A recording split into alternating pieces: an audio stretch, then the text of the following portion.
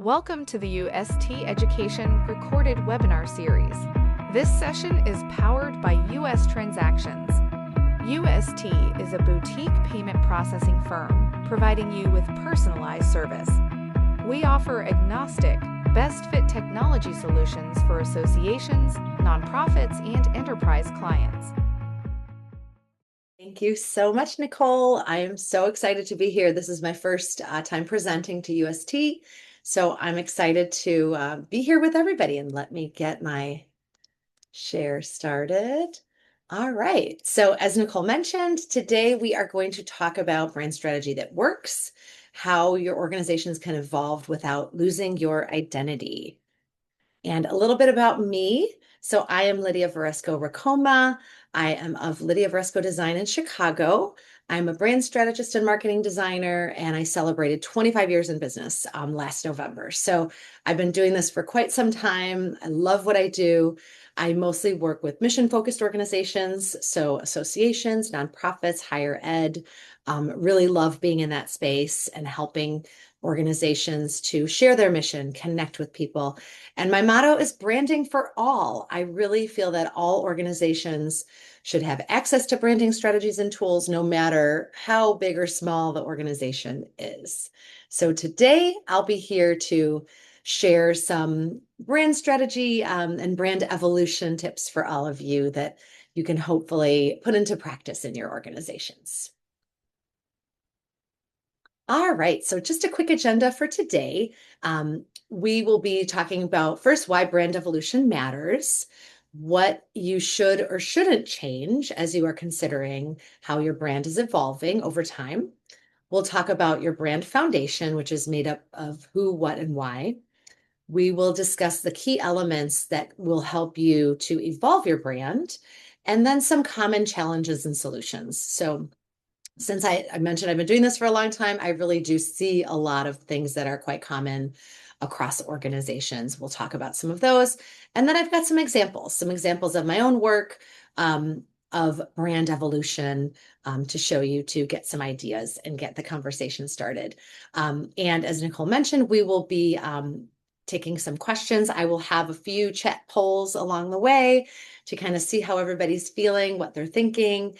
I always love to see those and kind of share those and see everybody sort of sharing with each other. So we'll leave some time at the end for questions. If anything does come up in the moment, Nicole will be ready to kind of stop me if necessary, and I will also keep my eye on the chat. All right, so let's first start with why brand evolution matters. Why are we talking about it today? So the reality is, yes, organizations are going to change. So especially associations, I feel like right now there's so much going on in the association world. I'm reading so many articles about associations have to stay relevant. How can they reach younger members? How can we encourage people to renew their memberships? So yes, the reality is that things are changing and we have to change along with them. So there might be programs, new programs. There might be a new audience, like I mentioned, kind of bringing in like that younger generation that is just starting to join associations, or maybe priorities in the organization are changing. And then a big one is member expectations may shift. So this is something that becomes quite apparent as you are running your surveys or polling your members, kind of seeing like, maybe it's changed. When they first joined, maybe it was for one reason, maybe now it's for another reason. External influences emerge. That's a big one now. I know that a lot of people are looking for jobs. Their jobs are changing, shifting. That's a really big thing. And that's also, people join associations when they might be in that sort of transition to network, to meet people. And then lastly, the internal teams may be changing and evolving, and we want to make sure that our brand expression is keeping up with that. So, bottom line is really just, like I just said, keeping up with things, not telling the wrong story, not kind of, being left behind in what's happening. So what is the risk if we're not evolving our brand? So The worst part is really people just don't understand what you do, what your organization or association does. The information is outdated or irrelevant to them, or it's confusing. It's not aligned with your mission. Um, Disconnected visuals. People are not kind of understanding who you are or what you do through your visuals. And then lastly, the missed connection opportunities. And that's really kind of the biggest risk of not meeting those potential members or not making those connections that would be really important or useful to your organization. So, what's the opportunity then in our brand evolution is to stay relevant, to really share this is what we're doing right now, especially if that has changed and if people may not know that, okay, in the past you did this, but now we're doing this, and we need you to know that. And then also strengthening that trust and emotional connection. So, when I talk about brand strategy, one of the biggest things that I talk about is emotional connection. It's your why, and it's how people connect with you, what they feel when they connect with you. And this is another opportunity to strengthen that. And then reaching those new audiences. So we talked about maybe the younger generation that's just kind of getting into the association world, or maybe those job seekers, people changing careers, industries. And then lastly, it's a great opportunity to really clarify your mission and impact through an evolution process. So now we'll do a quick poll. And thank you so much. I see that we've got some great answers in the chat as well from Nicole's icebreaker, and I'm going to read all of those eventually. But now let's talk about, where do you think your organization is struggling in brand evolution? And you can drop a number, so that makes it easy for me and for all of us to kind of see. Wow, lots of threes. Oh, I didn't expect that one. So yeah, inconsistency in general, that is a big one. Excuse me, that we will definitely be talking about today. We'll be talking about all of these, but that's a big one. So I'm glad to see that that's top of mind. Excuse me, my goodness, it always happens at the worst time. All right, feel free to keep putting your answers in the chat, although I do see, seems like the twos and threes were quite top of mind. So let's move on and let's talk about what should change and what shouldn't change in your brand evolution process.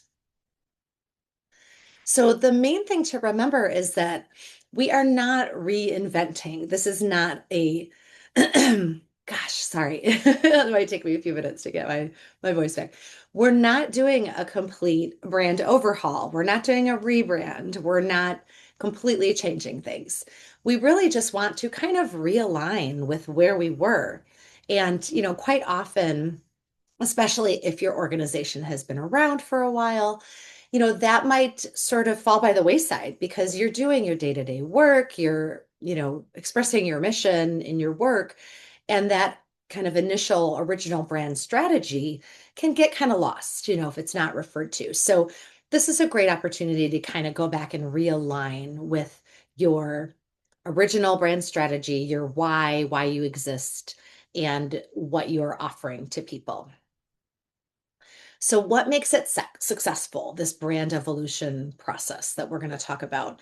You really want to know and understand first your brand core. So, that's the part that is going to stay consistent. We're not necessarily going to change those parts.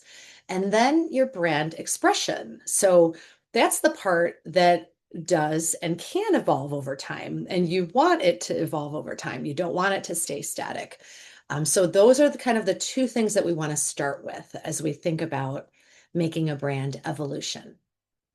So the brand core, the part that stays consistent, that is why you exist, what you believe, the promise that you make to your members, to your people that you serve, and how they feel about you. So that's, again, bringing in that emotion that we talked about in branding. So those things are probably not going to change, because that is really the core, the foundation of your brand, your framework. So that would be expressed in your mission, your vision, your purpose, your core values, your brand promise, and again, that emotional connection that you're making with your audience. So first, thinking about that, kind of knowing what's going to stay consistent, that's important. And then we want to think about our brand expression. So that's what's going to evolve over time.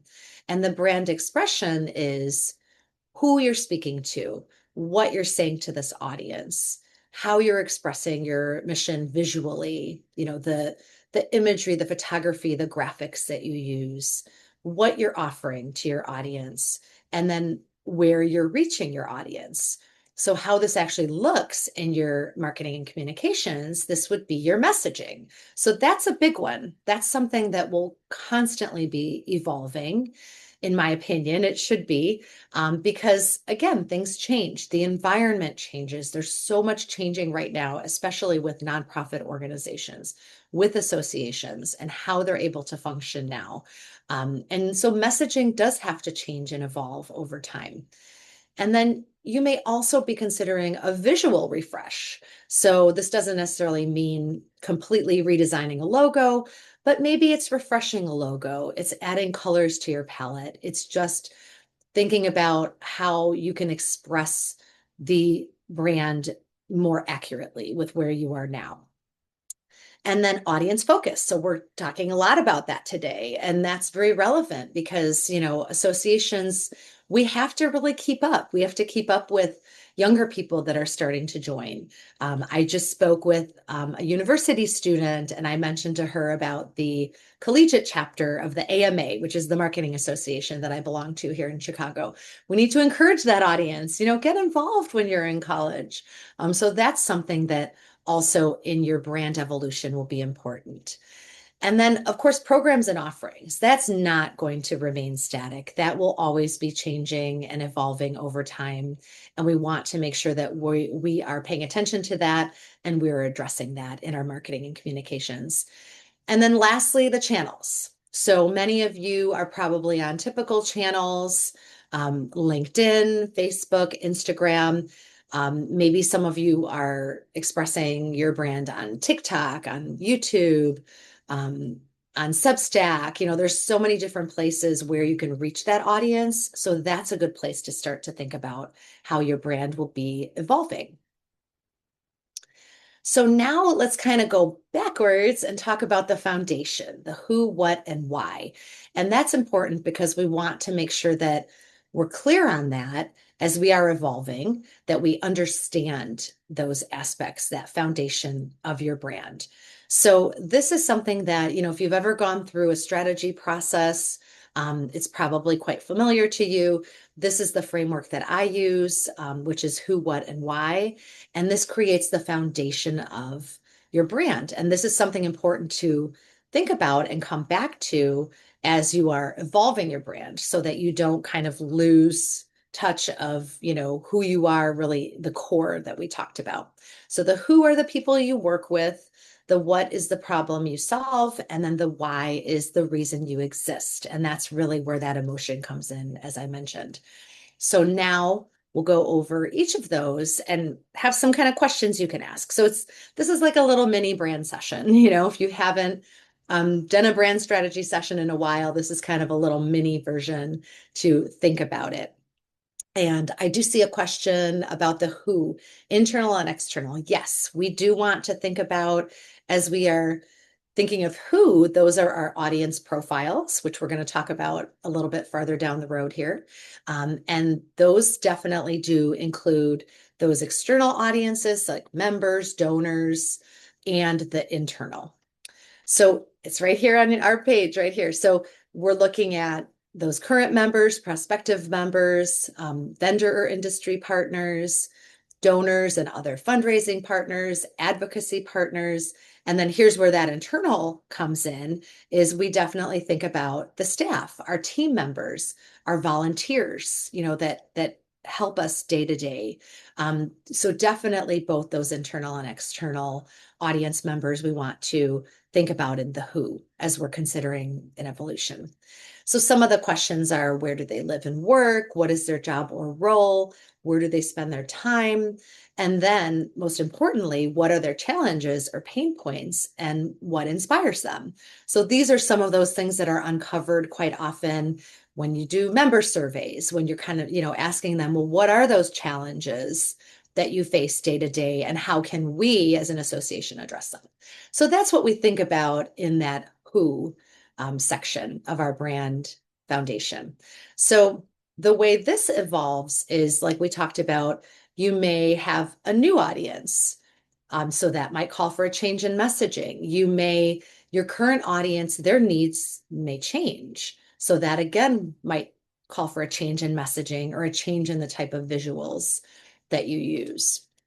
So that's how we want to think about our who and how that may evolve or especially expand over time. So this is a great opportunity, as we've been talking about, you know, starting to attract those younger members that are new to associations, expanding our audiences.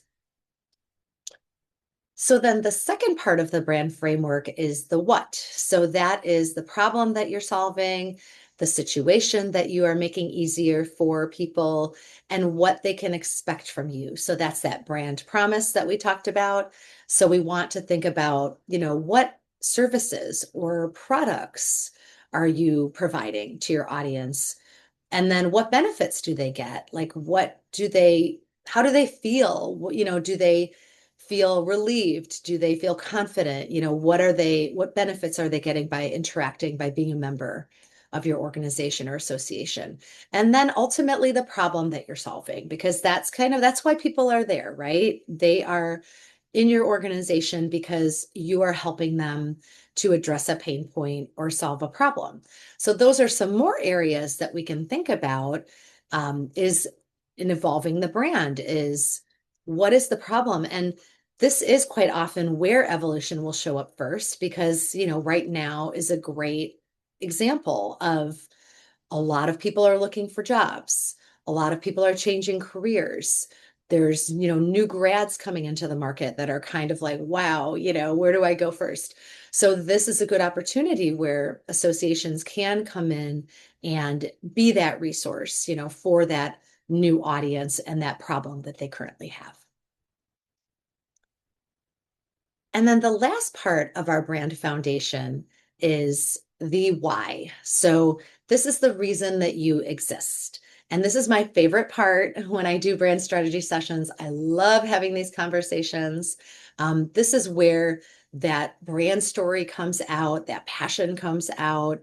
I love it. So this is where you want to consider, look at your mission, your vision, your brand story, your values, the experience that your organization or association has, the uniqueness. That's super important right now because people have a lot of options. And especially, I keep referring to that younger audience because they are going online, they're doing all this stuff online, they're watching videos. So we have to think about how can we draw them in? What makes us unique that we're offering that they're not going to get on just a free video, from free video content.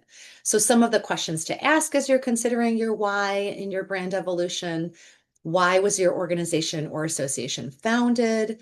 What are your mission and vision, and how do they, resonate with people? What is your unique brand story?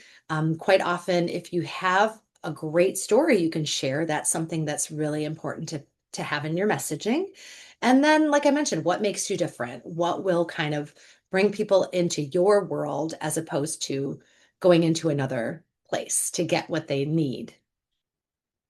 And then the why, this is, your brand's foundation. So this is probably not going to shift dramatically, but I think that where I see the why in the evolution is that it becomes just more prominent. So, like I mentioned, the story, if you have that really great story and it's been a while since you've kind of shared that story with your audience, this is the time. Let's make sure that people know and understand why you exist, why it's so important that you exist, and why they should join you. So this is probably the part of your brand that will change the least over time, because usually a story and a why doesn't change all that much, but it's a place that you can definitely utilize in your new messaging that you'll be creating.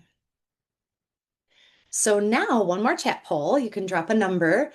How has your association or organization experienced change recently? So you can talk about something that has changed. And I've given you some examples if you want to talk about audience or programs or kind of how you're addressing needs. Or you can name something that maybe hasn't changed. And whether for, good or bad, like sometimes things do need to remain the same for a reason, or maybe they haven't changed. For not so good of a reason and we want to make that change. So feel free to just drop something quick in the chat. I will keep my eye on the chat. So I see dues going up. Yes, that's definitely something that has changed in the one of the associations that I work with, that I volunteer for. We did decide to do that and it worked out great.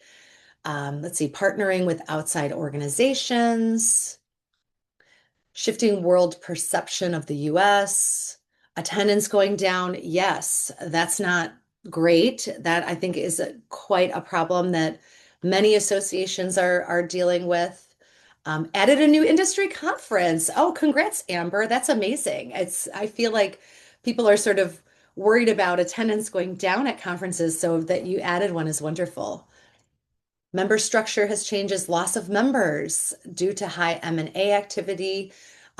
Yes, it's definitely, people are finding other places to get what they once got in associations. So it's, something that we really, evolution has to be on our minds. Let's see, the name of the credential change did not go over well. Oh, goodness. Yeah, I can relate to sometimes you make a change and people are like, I don't like it. Great. Thank you so much. I always love to see and read all the feedback in the chat, and I will keep reading them. I will read all of them eventually. I just want to make sure we keep moving. All right. So now that we've talked about kind of that brand foundation, that we want to go back to as we're thinking about our evolution, we've talked about some things that we would like to change or maybe that we shouldn't change. So now I want to talk about some of the key elements that will help you evolve your brand. So these are kind of key elements of your brand foundation. So, how does this evolution happen? So, it's really through those brand elements, that brand expression that people are seeing and experiencing every day. So, that is your website, that's your social media channels that you're on, the messaging you're putting out on social media, that's your email newsletter, that's, the events that you're hosting. Like, I think it was Amber that said a new industry conference. That's an amazing brand evolution. And that's something that people are experiencing. So that's how we want to kind of think about our brand evolution is what are those elements and what is that expression that people are seeing regularly that we can start to evolve and not, change too much so they freak out like that credential that was mentioned in the chat, but just enough so they feel like, okay, this organization is keeping up with what is happening right now. They are addressing my needs, and I am just so happy, to be in this environment. So, I want to talk about four key branding elements that may evolve. And now there are definitely other things that can evolve, but since we only have limited time here, these are the four that we're going to talk about because these are the ones that I really do see end up changing quite often in my own experience with clients. So, the first one is audience personas. So, we did talk about that, the different audience groups that you are talking to, whether they're evolving, changing, new audiences being added. The second part is the brand messaging. So these two really go hand in hand. When I work with clients, the personas go along with messaging, for each of those personas. Those are very much related and connected. And you'll see that as you work through your brand evolution. And then the visual identity. So we talked about that a little bit about maybe refreshing a logo, expanding a color palette. That is a big one. And that's something, I've been in this design and marketing industry for ages. And people had like three colors in their palette, and that was before we had social media and email marketing and all these places that we were. And now we need a primary palette and a secondary palette and maybe even a tertiary color palette. So that's definitely something that will evolve, I guarantee, over time. And then brand guidelines. This is one of my favorite things to talk about. I do a lot of talks about brand guidelines and how to create them. And many of you probably have brand guidelines, and that's wonderful, but those will evolve and change. And I'm working with some clients right now where I'm helping them to do just that, to really evolve and expand upon their brand guidelines to make them more current. So these are the four parts we'll talk about. And our first one is the audience personas. And this one I put first because it does seem to come up quite often. And this is our who. So this was that part of our framework that we talked about, where is kind of thinking about where we are thinking about demographics, but we're also thinking about their values, challenges, opportunities. And this really does guide your marketing and your voice. Like you need to know who you're talking to before you can even say anything. So that's really why we start with this one, with the who. And how this may evolve is, as we talked about, a new audience demographic. So, like those young people that are just kind of entering the association world, a refined audience persona due to this job environment that we're in. So, people may be changing careers, changing industries. I see people going from profit to nonprofit, and they're kind of trying to find their way, or people going from a full-time job to consulting, they're trying to find their way. Technology, I don't need to even say the word AI to know that that's affecting what's happening right now, just in all industries. And that's something that you may need to address in how you're approaching these personas. So the next part is the brand messaging. So that was the what in our framework. And that's where you want to go back to your brand positioning. So those of you that have a brand guide, your brand positioning is basically putting together your who, what, and why, and kind of, who you are providing services for, what you're providing to them, and why you exist. That's really your brand positioning. So you want to go back to that as you're thinking about how you're expressing, your new kind of revised brand messaging.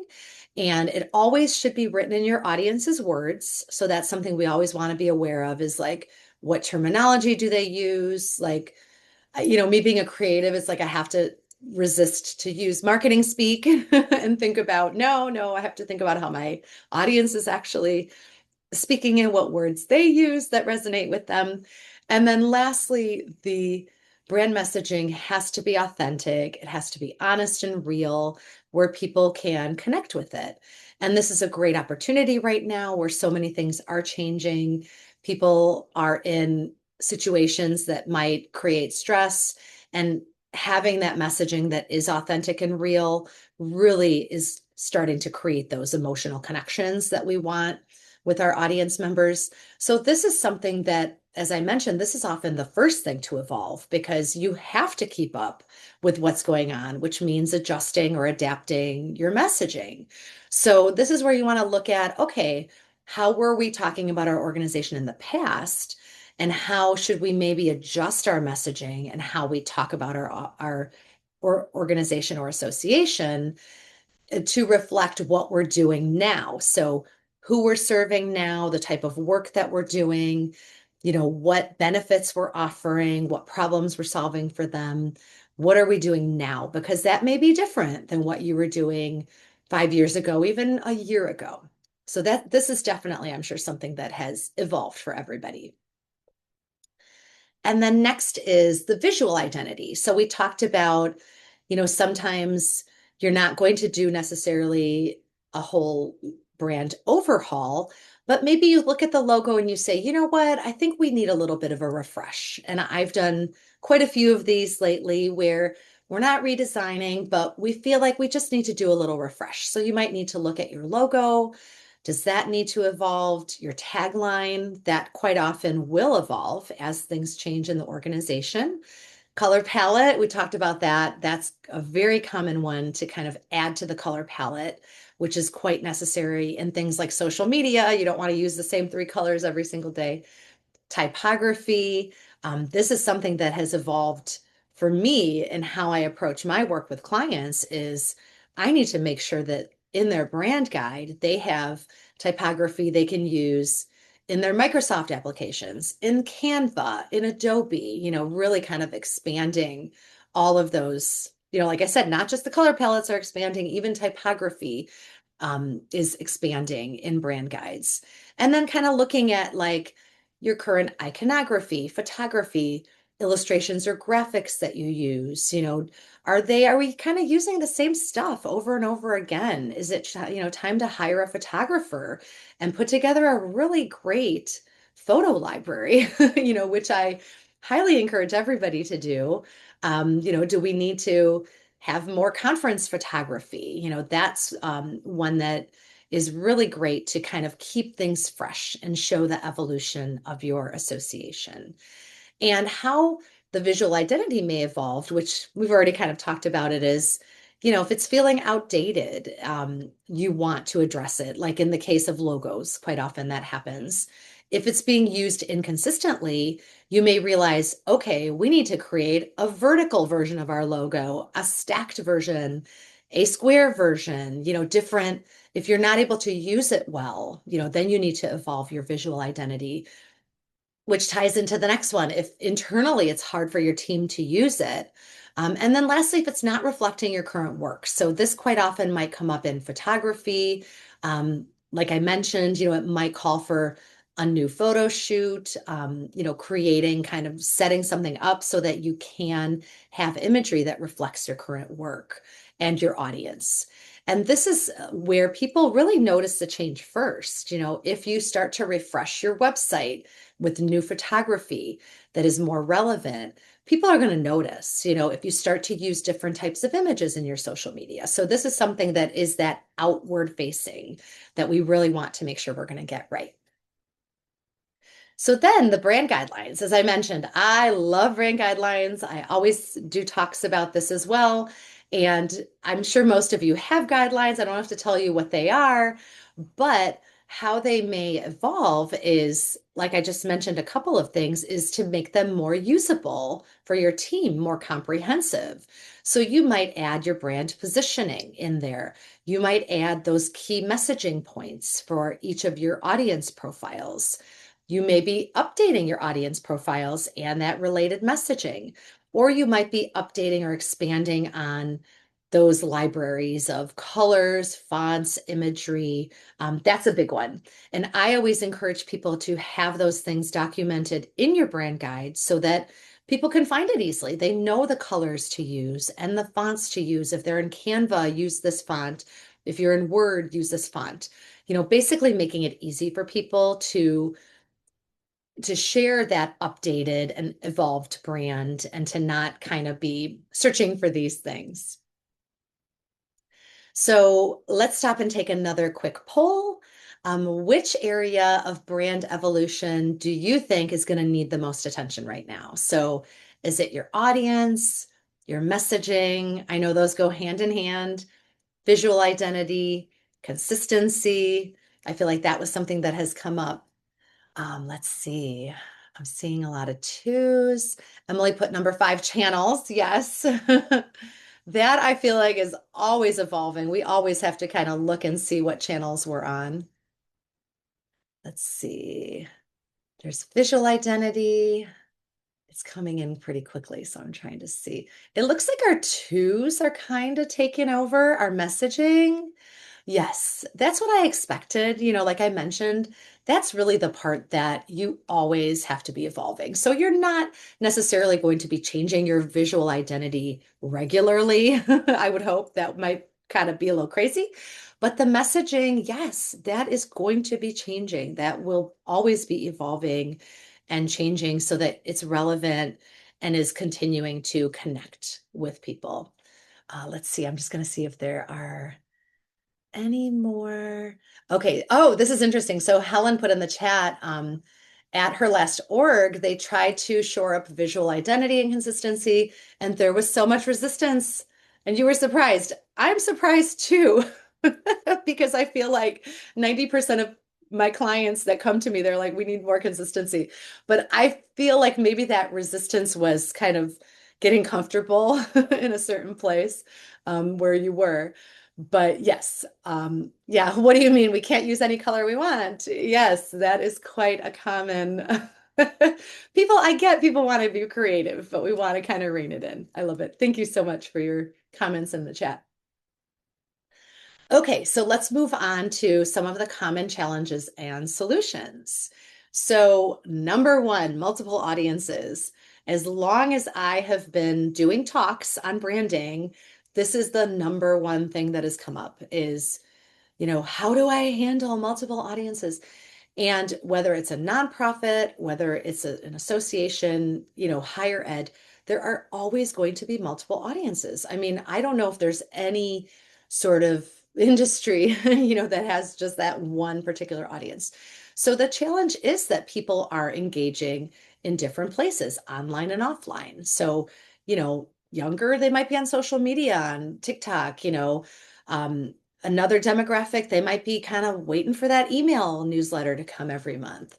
Then they're also going to respond to different things. So that's where that messaging comes in, that personalized messaging that we want to have in our brand guide, ideally, for each of those audiences. So I'm always jumping ahead of myself. So, yes, some of the solutions is really creating that unique audience persona for each one and trying to, kind of rein it in. Like, don't create these super hyper specific audiences. So you have like 10, you don't want to have too many, but create them as, as specific as you can for each of those kind of main audiences. And then think about how you can highlight those overarching themes and impact stories throughout all of the audiences. That's really that umbrella of your framework, that why you exist. But then for each of those audiences, you are going to write personalized messaging. So you're going to talk to members in a certain way, obviously, and to donors in a different way. But the key is really to speak to them in a way that will resonate with them, using that language that they understand, that will make sense. And then creating templates that you can customize by audience. So you might have a one pager for members, and then you have a one pager for donors. That's much more effective than having a one pager that's supposed to be for everybody. So really kind of thinking about how we can personalize things for each audience without losing that overarching theme of our brand. So again, as we talked about, this is not, you're not going to be necessarily replacing your audiences, but you might be thinking about how to expand them. So adding a new one, and then how to refine some of those existing audiences. So then the next one is consistency. So I think a lot of us here talked about consistency and how that is a challenge. And that is, like I mentioned, that's a reason why a lot of people hire me is we've got all these different materials, they all look different. So that's not good. That's where people start to feel a little bit like, who is this organization? What are they trying to say? Not using the right logos or colors. I loved that comment, like, oh, we can use any color we want. I love purple. I'm just going to use purple, even though it's not a brand color. Or the messaging is off brand. People are not understanding, they're not connecting. And practically, maybe your team can't find the brand assets. Like, quite often I have clients, come to me like, can you please send me the logos, you design, like we kind of misplace them, which is totally fine. Don't mind doing that. But, having that consistency is really important. And then of course, I think most of you probably have multiple people working on projects. You have your internal staff, but then you have outside vendors, you have freelancers, print vendors, social media managers. So that's a challenge to stay consistent as your brand is evolving. And so one of the, top solution, I should have bolded it, use your brand guide, update your brand guide as you evolve and use it and look at that brand positioning when you're writing your messaging for your audiences, or even when you're writing that, social media post, think about that, have that in your mind. And then create design templates for the pieces you use often. And this is where something like Canva or Adobe is great for creating those templates. And then you can guarantee that things will be on brand. People are not going to be going rogue, hopefully, with colors. And then a regular brand audit. So I say once a year.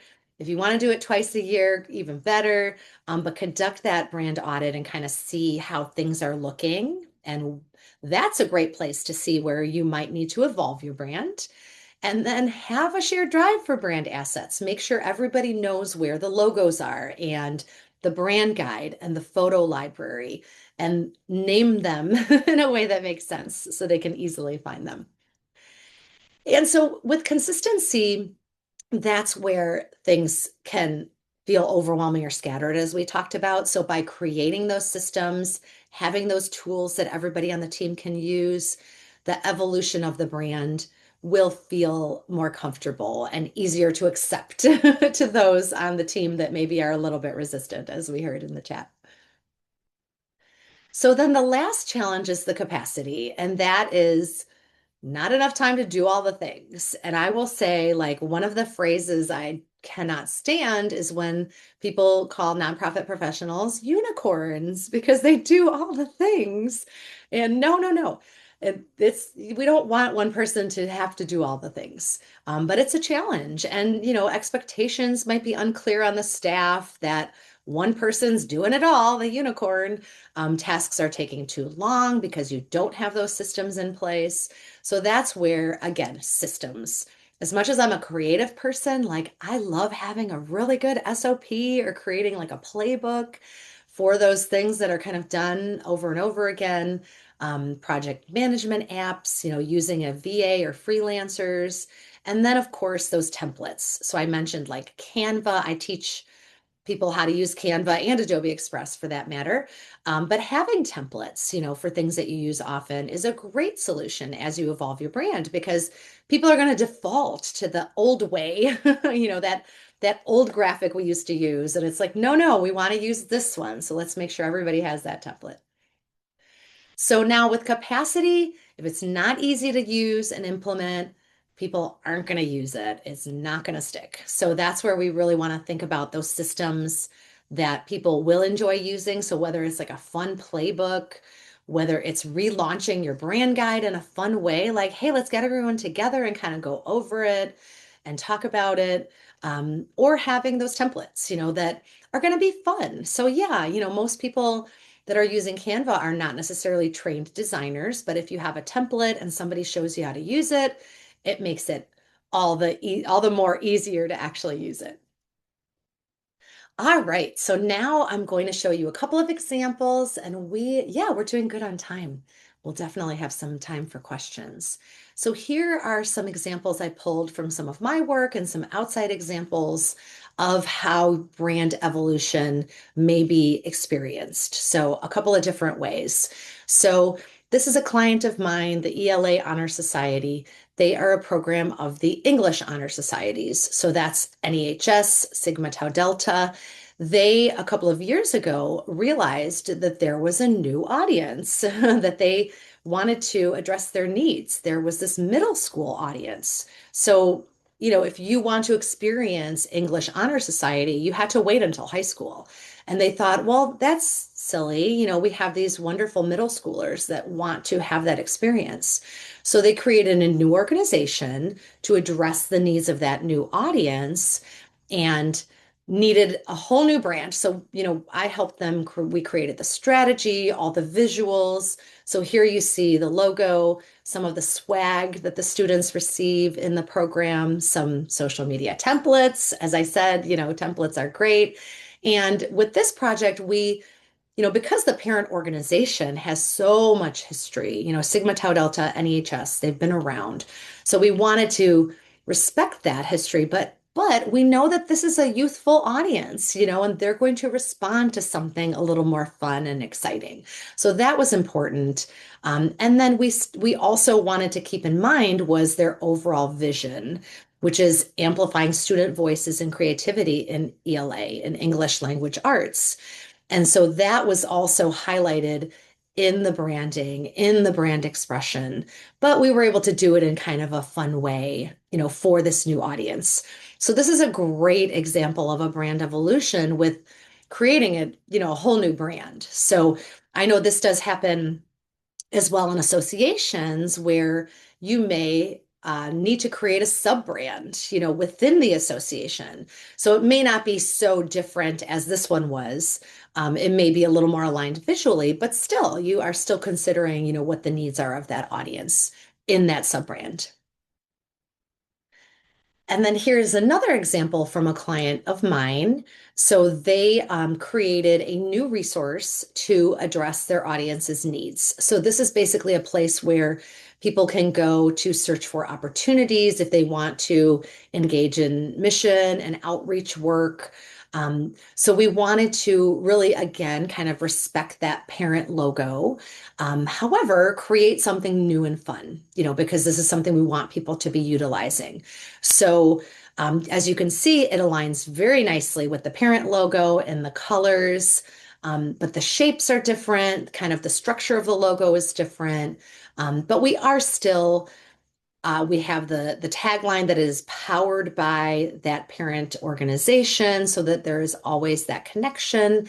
And we wanted to make sure that it was aligned with their mission of empowering disciples to change the world. That is their parent organization's mission. So we wanted to make sure that it was aligned, but it's also its own thing, that is based on these needs that came up in their audience. So again, being aware of what is your audience asking for, what do they need? Listening to those things is a great way to kind of see where the brand may need to evolve. And then here's another example. This is from a foundation client. We were putting together one sheets and we realized, we really do need to separate these. I think they had one that was kind of a general one sheet talking about the foundation. So they're a foundation for widowed women. And so I had suggested, let's do a couple personalized one sheets. So we created one that was for the widow community who are seeking support, resources. They really just need someone to know someone is there and how can they help me in this journey. And then we also created one for donors and supporters because that's really important to them is to connect with that audience. So the people that are going to help them to grow the foundation, which means they can then empower and support more of these widows that need the support. So the one on the left was the one that we created for the widow audience, which focused more on, how we support you. These are the places you can go straight to those resources and sign up. You can join this community. You can read these blog posts that are going to help you on your journey.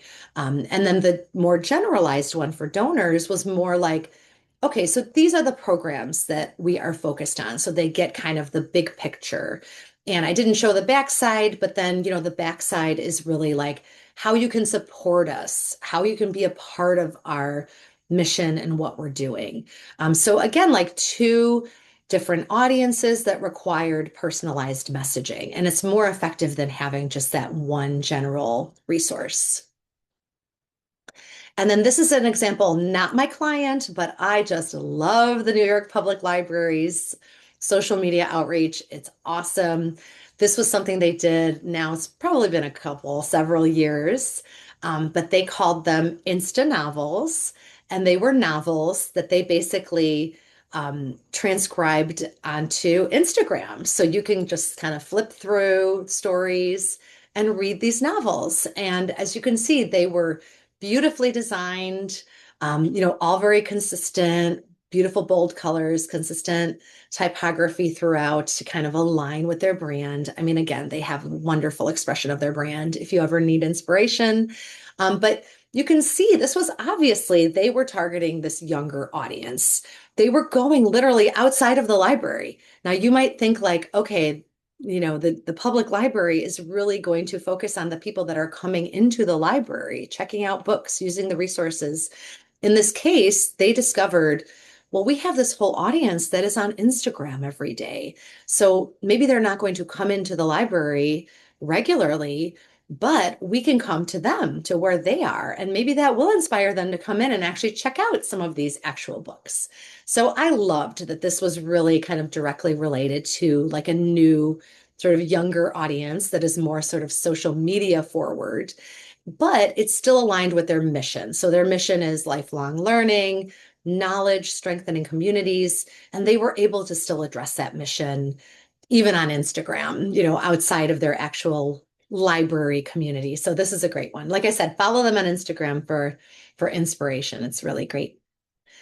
So, key takeaways from today: evolution is necessary. So, a new direction in the association or a new initiative, it's going to need some new branding, or at the very least, it's going to need messaging for it to stand out and be effective. Otherwise, people either won't know about it, won't bother to read about it. So, you saw some examples here of where there was a new initiative, we created a brand around it. In some cases, it may be just messaging, but of course, being a brand and visual designer, I always kind of push for let's create a visual identity, as well, just so that people can kind of see that it's something new. So it's going to happen. So we want to be aware of it and kind of see how we will address it, both visually and through messaging. And sometimes you have to take a leap. So I have to think that for New York Public Library, that was a leap. I don't think they ever did something like that where they sort of brought novels out of the library, onto social media. They have done some fun things with photography and books, actual books, but I think kind of that was a leap, in my opinion, of taking books and bringing them to the audience on Instagram. And that's a good thing. Having that new audience or new direction, creative direction, can take you out of the comfort zone and inspire something that is going to be new and different and innovative. And people will remember, like I said, that Insta novel, that was several years ago, but I still, can't get it out of my head. I love it. And your audience must come first. So, we have to go back to that brand framework, that who, what, and why, and kind of thinking about, what is that problem we're solving? What are those needs we're addressing? What came out of that recent member survey? What are people asking for? What do they need right now in this moment? And how can we create and maintain genuine connections, by addressing those needs of our audience? And then lastly, small changes can make a big impact. So just changing, like with that example of Hope for Widows, just taking a sort of general one pager and tweaking it a little bit so that that particular audience feels seen. They feel like this was written for me. It's not just a general piece that somebody's passing along. This was written for me. And now I can move forward and find the resources that I need for support. So, targeting that messaging and visual aspect and making sure it's always aligned to your mission, that's going to create a stronger impact. And ultimately, like I'm always going to say, that connection, that emotional connection.